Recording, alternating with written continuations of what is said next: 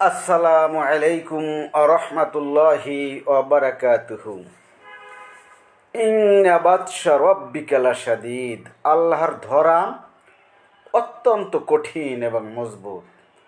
আল্লাহ তাআলা ছাড় দেন কিন্তু ছেড়ে দেন না। এই পৃথিবী শুরু হতে যত স্বৈরাচার, যত অত্যাচারী, যত জালেম, যত পাপিষ্ঠ, কেউই রক্ষা পায় নাই।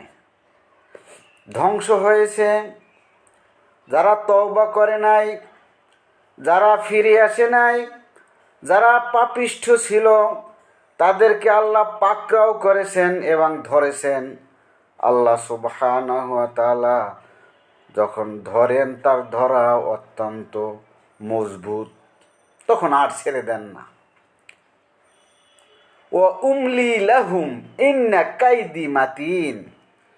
আল্লাহ বলেন যে আল্লাহ ছাড় দেন, কিন্তু আল্লাহর কৌশল অত্যন্ত বলিষ্ঠ এবং মজবুত, অত্যন্ত বলিষ্ঠ।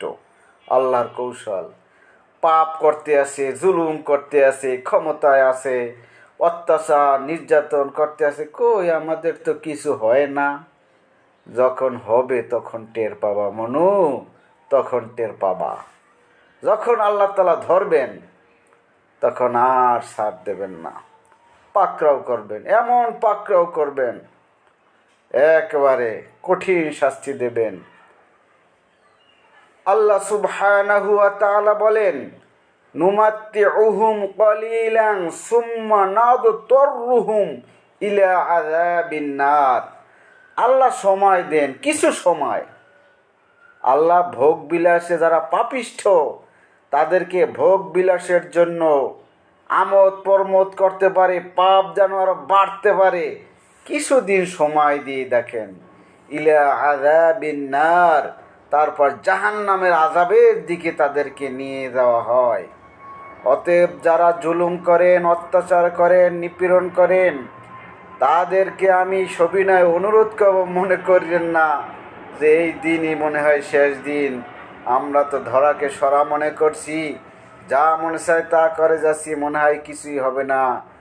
আপনি ইতিহাস থেকে শিক্ষা গ্রহণ করুন, যত পাপিষ্ঠীদের, অপরাধীদের পরিণাম কি হয়েছে একটু পর্যালোচনা করুন, বিবেক খাটান, সব পেয়ে যাবেন ইনশাআল্লাহ। অতএব আল্লাহর দিকে ফিরে আসুন। আল্লাহু ইয়াদউ ইলা দারিস সালাম। আল্লাহ সুবহানাহু ওয়া তাআলা ডাকতেছেন ইলা দারিস সালাম, শান্তির ঘরের দিকে, শান্তির দিকে আসুন। সমস্ত অত্যাচার, নির্যাতন, নিপীড়ন, যত নাফরমানি আছে সব পরিত্যাগ করুন, কিছুই হবে না। সব পরিত্যাগ করলে সসম্মানে দুনিয়া এবং আখিরাতে বসবাস করতে পারবেন। অতএব সমস্ত পাপ ছেড়ে দিয়ে আল্লাহর হুকুম আর রসুলের তরিকায় জীবন পরিচালিত করুন। আমরা যেন আল্লাহর হুকুম আর রসুলের তরিকায় জীবন পরিচালিত করতে পারি, এই জন্য সবার নিকট দোয়া চাই। আল্লাহ তাআলা আমাদের ভুল ত্রুটিগুলো ক্ষমা করুন এবং আমাদেরকে দুনিয়া আখিরাতে কল্যাণ দান করুন। ভুল বোঝাবুঝি থেকে আমাদের অবসান হন। যত অত্যাচার নির্যাতন আছে, নির্যাতনকারী জুলুমবাজ, তাদেরকে আল্লাহ হেদায়েত দান করুন অথবা ধ্বংস করুন। আল্লাহ তাআলা আমাদেরকে সঠিক বোঝার তৌফিক দান করুন। আল্লাহুম্মা আমিন।